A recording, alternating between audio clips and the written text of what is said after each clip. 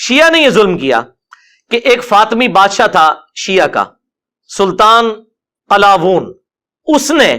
ایک منت مانی تھی کہ میرا اگر یہ کام ہو گیا تو میں قبر رسول پہ جا کے گنبد رکھ دوں گا۔ 678 ہجری میں میلاد شروع ہوا، 604 ہجری میں سنیوں کے زیر قیادت، اور 678 ہجری میں، یعنی یہ 7ویں صدی ہجری بنتی ہے، 6 پوری ہو کے تو 7ویں میں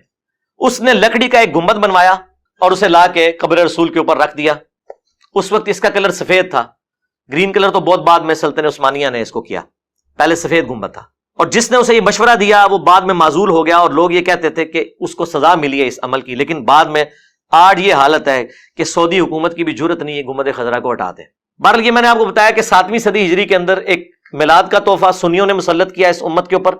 اور یہ گنبد خضرا کا تحفہ شیعہ نے مسلط کیا، جو آج تک اس کا بوجھ یہ امت اٹھائی پھر رہی ہے، اس حوالے سے کہ جو اس کے بارے میں کوئی جائز بات بھی کرتا ہے الٹا اس کے اوپر گستاخی کا فتویٰ لگا دیتے ہیں۔